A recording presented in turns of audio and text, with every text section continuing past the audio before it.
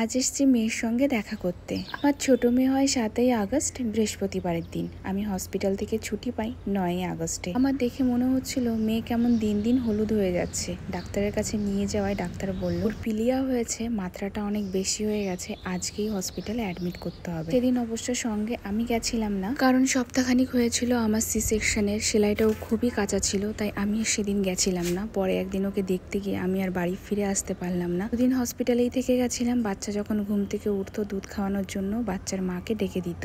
বেশিক্ষণ বসা উঠে দাঁড়ানো আমারও বারণ ছিল, তবুও একটু দুধ খাওয়ানোর লোভে আর দেখার আশায় আমি হসপিটালে থেকে গেছি। সকালবেলা একটু চা খেয়ে তারপরে খাবার খেয়ে এখন আমি আমার মেডিসিনগুলো খেয়ে নেব। শুধু আমি না, আমার মতন আরো অনেক মারাই তাদের সন্তানের জন্য বসে রয়েছে। মাত্র 1 সপ্তাহ বাচ্চার বয়স, হাতে ক্যানুলা লাগানো রয়েছে, এ দিয়ে ইনজেকশন যায়। প্রতিদিন একটু একটু করে ব্লাড নেয়। একটা নির্দিষ্ট টাইমে আপডেট দেয় যে তোমার বাচ্চার পিলিয়া কতটা কমলো। আমরা আশায় বসে থাকি কবে পরিমাণটা নির্দিষ্ট জায়গায় আসবে আর ওকে নিয়ে ঘরে ফিরবো। তোমাদের সবার পুচকুসোনা এখন ভালো আছে। দুদিন হলো ওকে হসপিটাল থেকে নিয়ে এসেছি।